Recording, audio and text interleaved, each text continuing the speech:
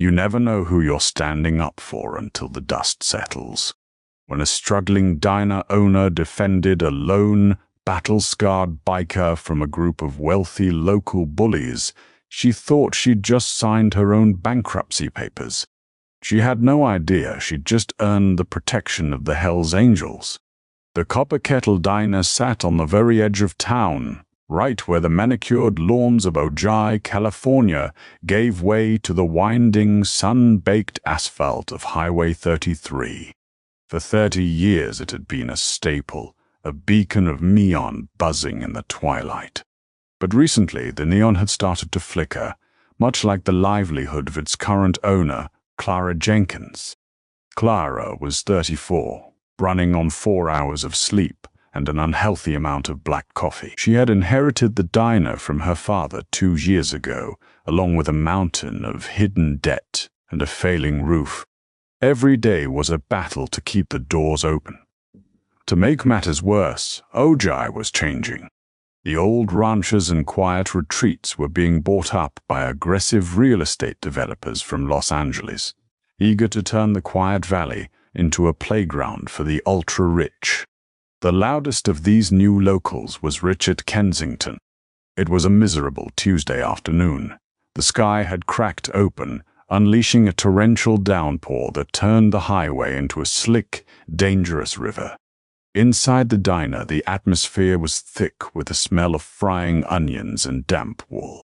Richard sat in the best booth, the one right by the bay window, surrounded by 3 of his business associates. They were loud, clad in designer golf wear despite the rain, and acting as if they already owned the place. In a way, Richard was trying to.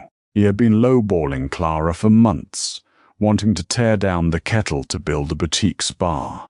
"I'm telling you, Clara," Richard barked across the counter, not bothering to lower his voice. "Another month of this, and the bank is going to take it anyway. Take my offer. It's generous. You can go buy a nice little condo somewhere, appropriate." Clara tightened her grip on the coffee pot, her knuckles turning white. "I told you, Richard, the diner isn't for sale. Can I get you more coffee, or are you just here to ruin my digestion?" Before Richard could fire back another condescending remark, the heavy oak door of the diner swung open with a violent shudder. The brass bell above it jingled frantically. The wind howled into the quiet diner, bringing with it a man who looked like he had ridden straight out of a thunderstorm. He was massive, standing at least 6'4", his shoulders broad enough to block out the gray light from the doorway. Water poured off his heavy leather boots and pooled on the linoleum floor. But it was what he was wearing that made the room fall dead silent. Over a soaked, faded denim jacket, he wore a heavy leather vest. On the back, unmistakably clear even in the dim light, was the iconic death head, the winged skull wearing a motorcycle helmet. Above it, a top rocker patch curved in bold red and white letters, Hell's Angles. Below it, the bottom rocker read California, with the small rectangular MC patch off to the side. This wasn't a weekend warrior or a cosplay enthusiast. This was a fully patched member of the world's most notorious motorcycle club. His face was weathered, deeply lined with years of hard riding and hard living, and a jagged white scar cut through his thick, graying beard. His eyes, however, were what struck Clara. They weren't angry, they just looked profoundly exhausted. He stepped inside, pushing the door shut against the wind. He didn't swagger, he just walked heavily to the furthest, darkest stool at the counter, wringing out his soaking wet gloves. Clara took a breath, grabbed a menu, and walked over. "Terrible weather to be out on 2 wheels, she said, her voice steady despite the sudden tension in the room. The biker looked up. Up close, Clara could see a small patch on the front of his cut that read Arthur, though the worn stitching below it spelled out the moniker Brick. "Lost my alternator outside of Ventura," Brick said, his voice a low, gravelly rumble. "Rode the battery as far as it would take me. Just need some hot coffee and a burger, man, while I wait for a tow. You got it. Smashed or thick patty? Clara asked, pulling out her notepad. Thick. Rare. Thank you. Clara turned to the grill, but before she could throw the meat on, a loud, artificial cough echoed from the bay window booth. Richard Kensington had stood up, his face flushed with a mixture of indignation and misplaced courage, bolstered by his audience of sycophants. "Excuse me, Clara," Richard announced, his voice projecting across the room.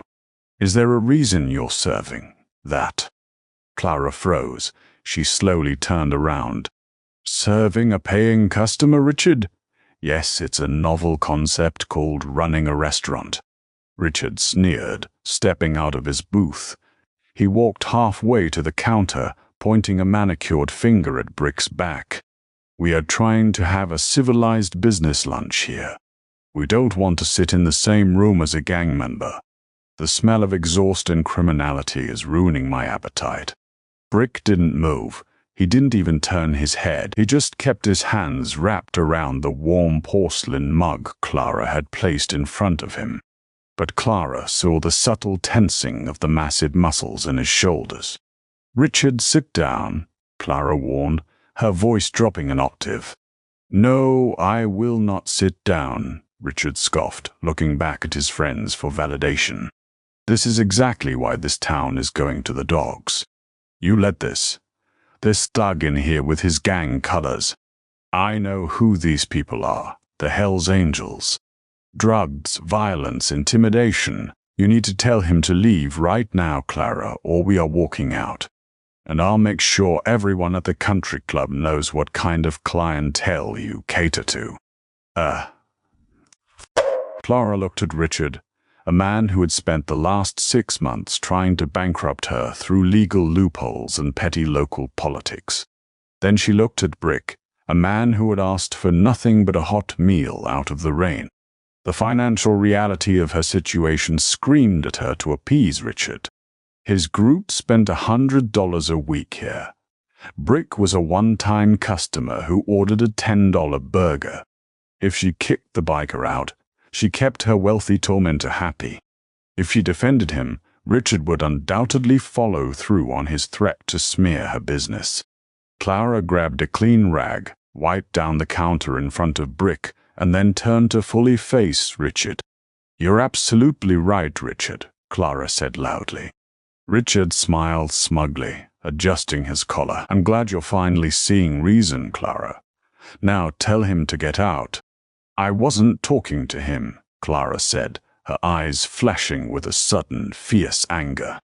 "I'm talking to you. I am sick of you insulting me.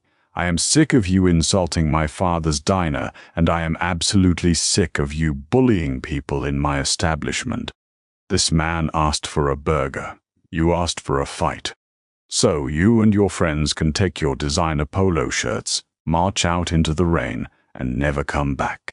Get out of my diner." The silence that followed was deafening. The only sound was the rain lashing against the glass. Richard's face cycled from shock to a deep, ugly red. "You are making a massive mistake, you stupid girl," he hissed. "You're defending a criminal over your own community. You think you're struggling now. I'll see to it that this rat-infested shack is bulldozed by Christmas." "Get out," Clara repeated, pointing firmly at the door. Furious, Richard grabbed his coat, signaled his cronies and stormed out, making sure to slam the oak door as hard as he could. The bell rattled violently before settling into a quiet chime. Clara let out a long, shaky breath, the adrenaline slowly leaving her system. She turned back to the grill, her hands trembling slightly as she slapped the thick beef patty onto the hot iron. "You shouldn't have done that," a rough voice said. Clara looked over her shoulder. Brick was finally looking at her. The exhausted look in his eyes had been replaced by a quiet intensity. "He's been harassing me for months," Clara said, forcing a half smile. "You were just the excuse I needed to finally snap." "Men in suits with bruised egos are dangerous," Brick noted, taking a sip of his coffee. They don't fight with their hands. They fight with paper and banks. You just made an enemy, ma'am. I've got plenty of those, Clara sighed, sliding his burger onto a plate. Eat up. Your tow truck should be here soon. Brick ate in silence. When the headlights of a flatbed tow truck finally swept across the diner's windows an hour later, he stood up.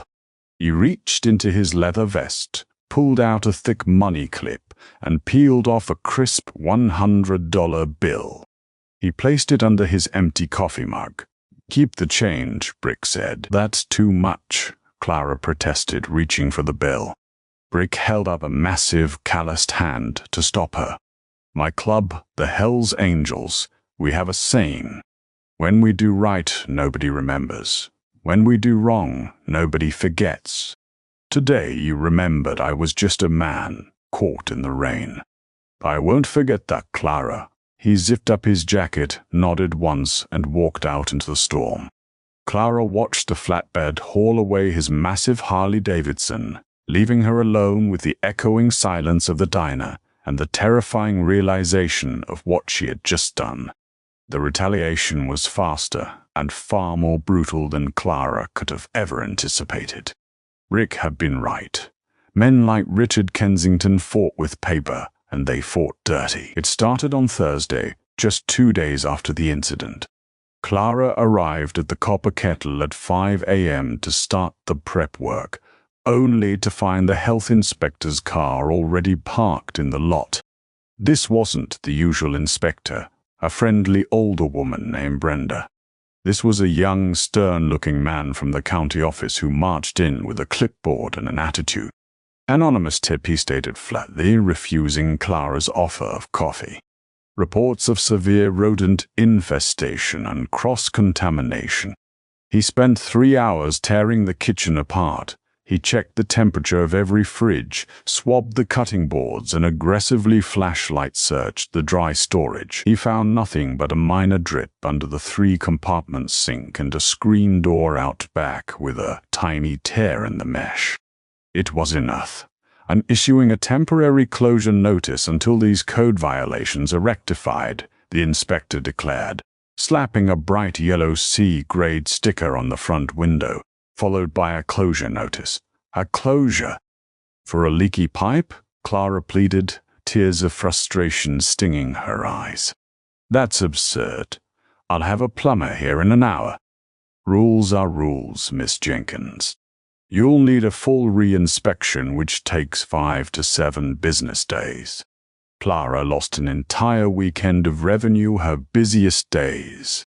But the nightmare was just beginning. By Monday, when she finally got the health department to lift the closure, she found her diner heavily vandalized. Someone had spray-painted "Jang Lover" and "Scum" across the side of the building. The cost of hiring a power washing crew ate up the last of her operating cash.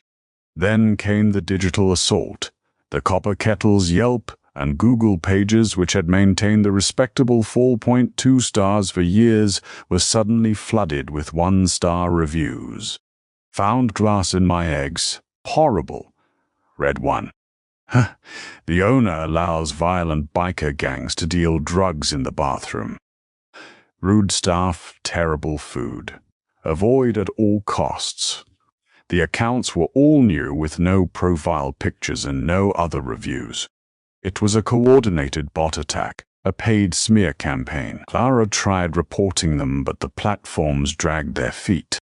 The final devastating blow came on Wednesday afternoon. Clara received a certified letter from Ventura County Community Bank. Her business line of credit, which she used to buy inventory and pay her 2 waitresses, was being abruptly called in. The letter cited a material adverse change in the business's financial health, pointing directly to the health department closure and the sudden drop in online reputation. Panicked, Clara called her loan officer, a man she had known for 5 years. "I'm sorry, Clara," the officer whispered over the phone, sounding genuinely guilty. "It came from the regional director. He overrode my department." "Who is the regional director?" Clara demanded, a sick feeling settling in her stomach. The man named Preston Hale. Clara typed the name into her phone while she held the receiver to her ear. Preston Hale. A few clicks later, she was looking at a local society page from a country club gala. There was Preston Hale, smiling warmly at the camera. And standing right next to him with his arm around Preston's shoulder was his brother-in-law, Richard Kensington. Clara dropped the phone. It clattered against the linoleum counter. She had been completely outmaneuvered. Richard hadn't just gotten mad. He had systematically dismantled her life using his network of influence. She had 48 hours to pay back a $35,000 credit line, no customers coming through the door because of the fake reviews, and a payroll she couldn't meet. By Friday evening, the reality had fully settled in. The copper kettle was dead. Clara stood in the middle of the empty diner. The neon "Open" sign was buzzing, casting a sickly red glow over the empty booths. Outside, the sun was beginning to set over the Ojai Valley, painting the sky in bruised shades of purple and orange. She walked over to the front door, her keys heavy in her hand. She was going to lock up, not just for the night, but for good. She couldn't fight a millionaire with a county health department and the banks in his pocket. She had lost her father's legacy because she had let her pride get the better of her. She had defended a stranger, and it had cost her everything. She reached up, her fingers grazing the cord, to turn off the neon sign. Rumble. Clara paused. Her hand hovered in the air. It started as a low, deep vibration. At first she thought it was an earthquake, a common enough occurrence in Southern California. The coffee cups stacked on the espresso machine began to clink gently against their saucers. The window panes shivered in their frames, but it wasn't an earthquake. The sound was too rhythmic, too mechanical. It was a deep, guttural growl that seemed to be echoing off the mountains, rolling down the valley highway like thunder trapped at ground level.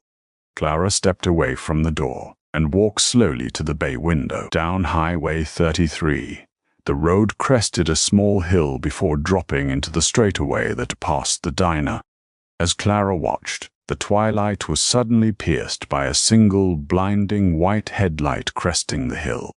Then another, and another. Within seconds, the ridge was a sea of illumination. Dozens, then hundreds of headlights poured over the hill, moving in a tight, disciplined 2x2 formation. The guttural roar of the engines grew from a distant rumble to a deafening, chest-rattling crescendo. Clara pressed her hands against the glass, her breath catching in her throat. They weren't just passing by. The lead riders, riding massive, custom Harley-Davidsons with high ape-hanger handlebars, flicked on their turn signals. They banked sharply into the Copper Kettle's gravel parking lot. The lot, designed to hold maybe 30 cars, was instantly overwhelmed. Still, they kept pouring in. Bikers parked in the grass along the shoulders of the highway, filling every available square inch of space. The air filled with the smell of high-octane fuel, hot oil and exhaust. When the engines finally began to cut out, the silence that followed was heavy and expectant. Through the window, Clara watched as hundreds of men kicked down their kickstands and stepped off their bikes. As they moved into the light cast by the diner's neon sign, she saw the flashes of leather and denim. But more importantly, she saw the backs of their vests. It wasn't just one charter. She saw bottom rockers reading Ventura, Los Angeles, San Fernando Valley, Auckland, and nomads. 500 Hells Angels had just descended upon her diner. The crowd parted down the middle, creating a pathway straight to the front door. Walking down that pathway, flanked by two men who looked as wide as they were tall, was a familiar figure. It was Brick. He was no longer soaked and exhausted. He walked with a heavy, commanding presence, his death head patch proudly displayed. Clara rushed to the door and pulled it open, stepping out under the awning. Her heart was hammering against her ribs like a trapped bird. Brick stopped at the bottom of the steps. The 500 men behind him stood completely silent, their eyes fixed on the small woman in the diner apron. "Evening, Clara," Brick said, his voice carrying easily in the quiet dusk. "Bap, Brick," Clara stammered, looking out at the sea of leather and steel. What is all this?" Brick looked up at the C-grade sticker on the window, then glanced at the power-washed patch of brick where the graffiti had been. His jaw tightened, a muscle ticking near his scar. "I told you, Clara," Brick said, looking her dead in the eyes. "We don't forget when someone does us right. Word reached my brothers about what that suit did to you after I left. How he tried to starve you out."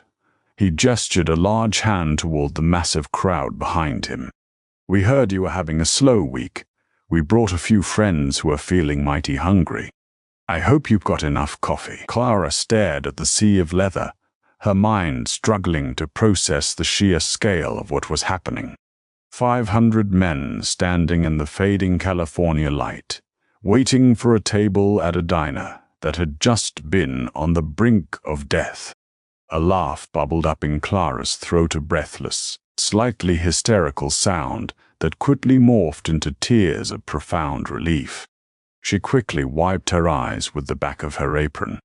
"Brick, I don't even have enough food in the walk-in to feed a quarter of you," Clara confessed, her voice trembling. "The bank froze my credit. I couldn't accept my last food delivery." Brick smiled, and for the first time Clara saw the warmth behind his tired eyes. He turned and gave a sharp whistle. From the back of the massive convoy, a heavy-duty refrigerated box truck rumbled forward, parting the sea of motorcycles. It bore the logo of a major wholesale restaurant supplier based out of Los Angeles. "We figured that suit might try to starve out your supply lines," Brick said, stepping aside as the truck backed up to the kitchen loading dock. "So, the Los Angeles charter made a little detour. You got enough ground beef, buns, potatoes, and coffee to feed an army for a week. We consider it a down payment on our tabs." Within minutes, the copper kettle transformed from a dying business into a synchronized, chaotic powerhouse. Clara unlocked the doors, and the men filed in. They didn't push or shove. They filled every booth, every counter stool, and when the seats ran out, they sat on the floor, on the patio, and leaned against their bikes outside. Clara rushed to the kitchen, but she wasn't alone. 3 massive bikers with thick beards and heavily tattooed arms followed her in, washing their hands at the sink she had just been cited for. "I'm Tommy," the largest one grunted, tossing a fresh apron over his leather cut. "I was a line cook for 10 years before I opened my garage." "You point, we cook, ma'am." For the next 6 hours, the diner roared with life. The grills hissed with hundreds of thick patties, the fryers bubbled relentlessly, and the coffee pots never stopped pouring. The men were loud, their laughter shaking the window panes, but they were impeccably polite to Clara. Every time she cleared a plate or refilled a mug, crisp $100 bills were shoved into her apron pockets. "Keep the change," was the booming chorus of the night. Around 9 p.m., the flashing red and blue lights of a Ventura County Sheriff's cruiser cut through the darkness. Richard Kensington had undoubtedly driven by, seen the spectacle, and frantically dialed 911, reporting a biker gang taking over the town. 2 deputies stepped out of their vehicle, their hands nervously resting on their duty belts as they navigated the sea of Hell's Angels. They pushed through the front door of the diner, demanding to see the owner. Clara emerged from the kitchen, wiping her brow. "Is everything all right here, Miss Fround?" Jenkins, the lead deputy, asked, his eyes darting nervously around the room filled with patched members eating pie. "We received a call about an illegal occupation and intimidation." Before Clara could answer, Brick stood up from his booth. The entire diner went dead silent. The clinking of forks and the hum of conversation ceased instantly. "Officers," Brick said, his voice calm and respectful. "Is it illegal for a group of motorcycle enthusiasts to patronize a local, law-abiding establishment and eat hamburgers? Because if it is, you'll have to arrest all 500 of us. But I assure you we are just hungry tourists." The deputy looked at Brick, looked at the perfectly peaceful, albeit intimidating crowd, and then looked at Clara. "They're my best customers, deputy." Clara smiled, patting the bulging pockets of her apron. "No trouble here. Would you boys like a coffee to go?" The deputies, realizing they had absolutely no jurisdiction to break up a peaceful dinner, awkwardly declined and retreated to their cruiser. The diner erupted into massive roaring cheers as the patrol car drove away. By 2 a.m., the last plate was cleared. Clara sat exhausted in the back booth, her feet aching but her heart soaring. On the table in front of her sat a mountain of cash. It wasn't just enough to cover the food. The angels had tipped so astronomically that Clara was staring at nearly $40,000 in physical currency. Brick walked over and slid into the booth across from her, dropping a thick manila envelope onto the pile of cash. "The money keeps the doors open," Brick said, tapping the envelope. "But this keeps the wolves from coming back." "What is this?" Clara asked, hesitant to touch the envelope. "You think men like Richard Kensington get rich by playing by the rules?" Brick scoffed. "My brothers and we know a lot of people. Some of them work in zoning offices. Some of them work in bank IT departments. We did a little digging into your friend Richard and his brother-in-law at the bank." Clara opened the envelope. Inside were copies of emails, bank transfer receipts, and unredacted zoning applications. "Turns out," Brick continued, leaning back, "Richard's been bribing county officials to rezone agricultural land for commercial use. And Preston Hale, he's been approving fraudulent loans to Richard's shell companies so they could buy up properties around Ojai, including the land right out from under this diner if you defaulted." Clara stared at the documents, the sheer magnitude of the corruption washing over her. "This is felony fraud. This is blackmail." "It is," Brick nodded, "and I highly suggest you make a copy for the Ventura County District Attorney and another copy for the local news.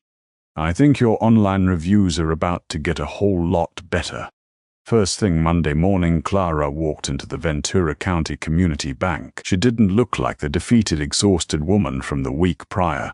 She carried a heavy canvas duffel bag and a quiet, lethal confidence. She marched past the tellers and straight into Preston Hale's glass-walled office. The regional director looked up, annoyed.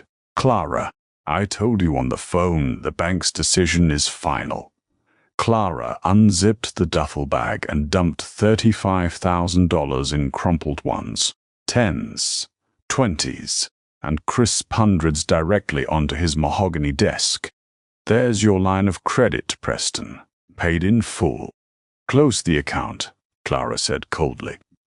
Preston stared at the mountain of cash, his mouth opening and closing like a trapped fish. "Where did you get this?" "I had a busy weekend," Clara replied. She then pulled a single sheet of paper from her purse, a copy of one of the fraudulent loan transfers Brick had given her, and slid it across the desk. "By the way, I dropped off a larger package at the district attorney's office this morning. You might want to call your lawyer." The color completely drained from Preston's face.